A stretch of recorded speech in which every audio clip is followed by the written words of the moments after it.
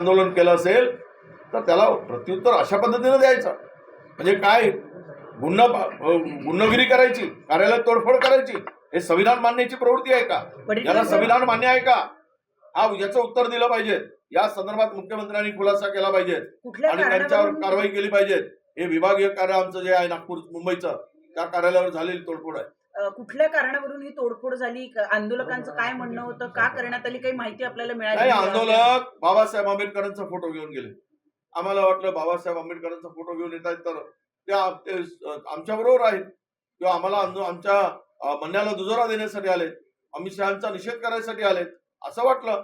आणि गेल्यानंतर बाबासाहेब आंबेडकरांचे फोटो काढून टाकलेत, बाजूला फेकलेत आणि डायरेक्ट जाऊन दरवाजावर खुर्च्या तोडफोड करून, दगडफेक करून ऑफिस उद्ध्वस्त करण्याचं काम केलं.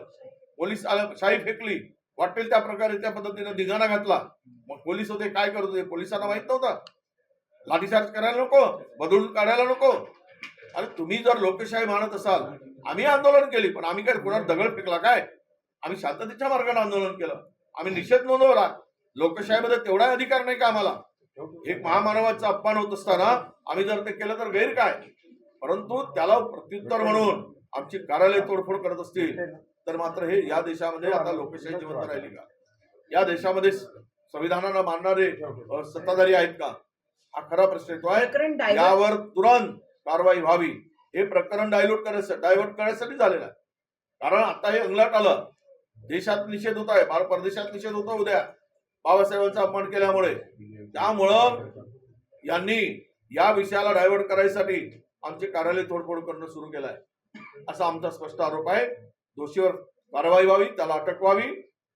नाही झालं तर उद्यापासून आम्हाला वेगळी भूमिका घ्यावी लागेल. बीड आणि परभणी प्रकरणामध्ये सुद्धा मंत्र्यांचा राजीनामा मागितला जातोय. तेही प्रकरण डायव्हर्ट करण्यासाठी हा सगळा प्रकार केला जातोय का? तेही प्रकरण डायव्हर्ट करायचंच आहे. जो कोण लागलाय तो वाल्मिक कराड. काय तपासले जात नाही सगळे धागेदोरे? उद्या मंत्र्यापर्यंत धागेदोरे जातील. मी लिहून ठेवा 100%. 32 खून झाल्याची माहिती आहे त्या जिल्ह्यामध्ये आणि राजकीय लोकांनी केलेली गुंडगिरीची खून आहे. म्हणजे या राज्यामध्ये काय बिहार झालाय काय? पुढे घेऊन चाललो आम्ही आमच्या राज्याला की आमच्याच लोकांनी, सत्ताधाऱ्यांनी किंवा मंत्र्यांनी आणि राजकीय लोकांनी गुंड पोसावेत आणि गुंडाचा फायदा गुंडाच्या खांद्यावर बंदूक ठेवून दादागिरी करून खंडणी वसूल करावी. आता मुख्यमंत्र्यांनी भाषण केलं की वसुली बाजूला सोडणार नाही. तेच तर प्रकरण आहे त्या बीड जिल्ह्यात. त्या अजित पवार गटाच्या माणसं म्हणतात त्यांनी, ते सत्तेमध्ये आहेत. मग ते लोक जर वसुली करत असतील, 2 कोटीच्या खंडणीसाठी जर सरपंचाचा बळी जात असेल तर मुख्यमंत्र्यांची भूमिका काय?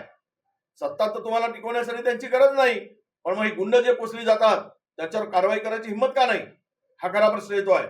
आणि म्हणून हे जी घटना घडली आता मुंबईची, ही घटना या सगळ्या विषयाला डायव्हर्ट करून हा प्राणघातक जर उद्या कार्यालयातल्या लोकांचा जीव घेण्याचा प्रयत्न होता, इतकी हिंस्र स्वरूपाचं ते वातावरण तिकडे पेटवलं होतं, हे योग्य आहे का? याचं उत्तर आम्हाला मुख्यमंत्र्यांच्याकडून अपेक्षित आहे. मुख्यमंत्र्यांनी खरं तर आज उत्तर देणार होते, परंतु त्यांनी आज उत्तर न देता आता पुन्हा ती उद्या ढकललं गेलेलं आहे.